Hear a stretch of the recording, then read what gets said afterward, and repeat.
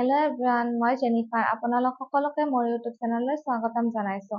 আশা কৰোঁ আপোনালোক সকলো ভালে আছে। ৰেলৱেৰ ফালৰ পৰা এটা নতুন ভেকেঞ্চি প্ৰকাশ পাইছে, য'ত গোটেই ভাৰতবৰ্ষৰ পৰা মেল এণ্ড ফিমেল কেণ্ডিডেটসমূহে এপ্লাই কৰিব পাৰিব।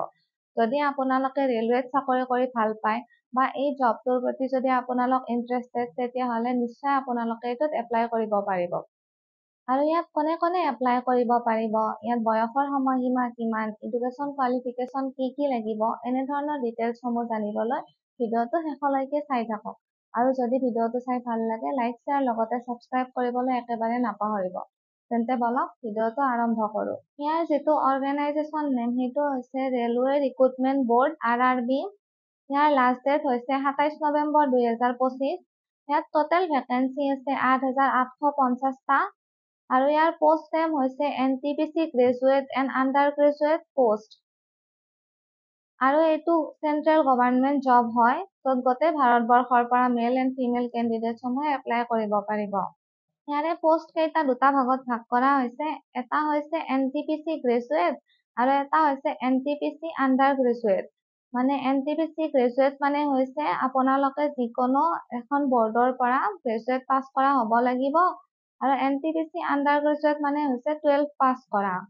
ইয়াত NTPC গ্ৰেজুৱেটৰ বাবে পোষ্ট আছে ষ্টেচন মাষ্টাৰৰ বাবে 6015টা পোষ্ট, গুডছ ট্ৰেইন মেনেজাৰৰ বাবে 3416টা পোষ্ট, ট্ৰেফিক এছিষ্টেণ্টৰ বাবে 59টা পোষ্ট, চেফ কমাৰ্চিয়েল কাম টিকেটৰ বাবে 161টা পোষ্ট, জুনিয়ৰ একাউণ্টছ এছিষ্টেণ্ট কাম টাইপিষ্টৰ বাবে 921টা পোষ্ট, SR ক্লাৰ্ক কাম টাইপিষ্টৰ বাবে 638টা পোষ্ট।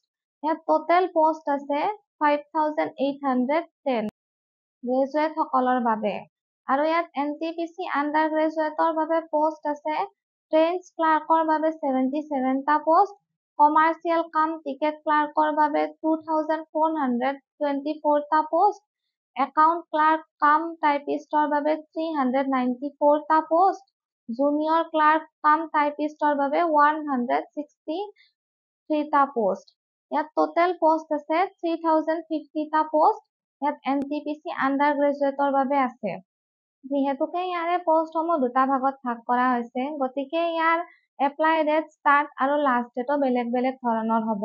গ্ৰেজুৱেট লেভেলৰ এপ্লাই ডেট ষ্টাৰ্ট হৈছে 21 অক্টোবৰ 2025 আৰু ইয়াৰ লাষ্ট ডেট হৈছে 20 নৱেম্বৰ 2025। আৰু 12 পাছ সকলৰ এপ্লাই ডেট ষ্টাৰ্ট হ'ব 28 অক্টোবৰ 2025 আৰু ইয়াৰে লাষ্ট ডেট হৈছে 27 নৱেম্বৰ 2025। মানে গ্ৰেজুৱেট লেভেলৰ পোষ্টসমূহৰ এপ্লাই অলৰেডি ষ্টাৰ্ট হৈ গৈছে আৰু 12 পাছ সকলৰ এপ্লাই 28 অক্টোবৰ 2025ৰ পৰাই ষ্টাৰ্ট হ'ব। গতিকে আপোনালোকসকলৰ যিসকলে ৰেলৱেত চাকৰি কৰি ভাল পায়, তেন্তে নিশ্চয় এই পোষ্টটোৰ বাবে এপ্লাই কৰিব পাৰিব। আৰু ইয়াৰে এজ লিমিটটো দুটা ভাগত ভাগ কৰা হৈছে। গ্ৰেজুৱেট লেভেলৰ পোষ্টসমূহৰ বাবে মিনিমাম এজ হ'ব লাগিব 18 ইয়াৰ্ছ আৰু মেক্সিমাম এজ হ'ব লাগিব 33 ইয়াৰ্ছ। এইটো জেনেৰেল কেণ্ডিডেটছৰ বাবে। আৰু OBC হ'লে 3 ইয়াৰ্ছ প্লাছ হ'ব।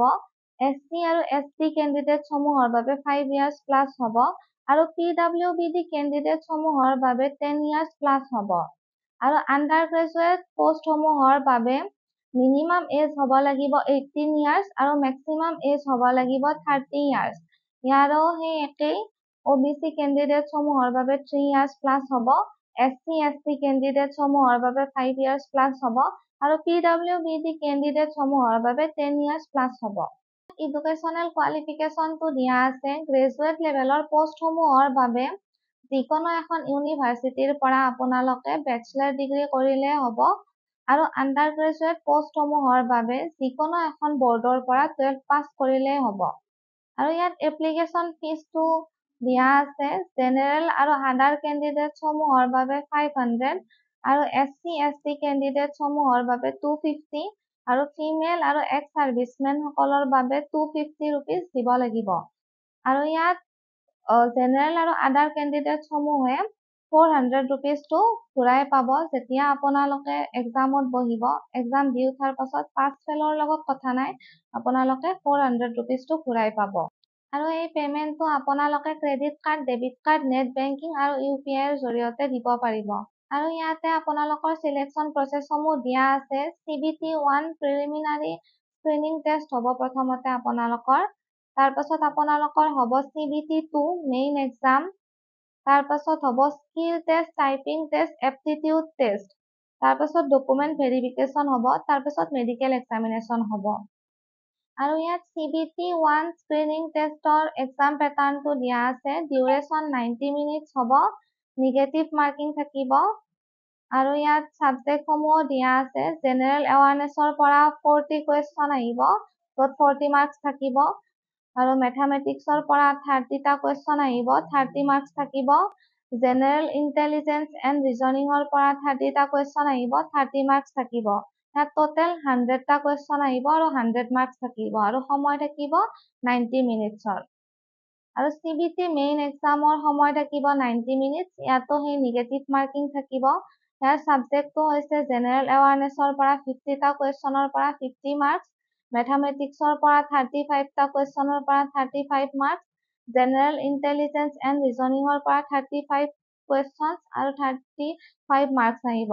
ইয়াত টোটেল 120টা কুৱেশ্যন আহিব আৰু মাৰ্কছো থাকিব 120। আৰু ইয়াত সময় থাকিব 90 মিনিটছৰ। গতিকে আজিৰ ভিডিঅ'টোত এইখিনিয়ে আছিল। আশা কৰোঁ ভিডিঅ'টো চাই ভালে পালে। যদি ভিডিঅ'টো চাই ভাল পালে লাইক, শ্বেয়াৰ লগতে ছাবস্ক্ৰাইব কৰিবলৈ একেবাৰে নাপাহৰিব, যাতে ভৱিষ্যতত আহিবলগীয়া এনেকুৱা জব ৰিলেটেড ইনফৰমেশ্যনসমূহ আপোনালোকে প্ৰথমতে পায়।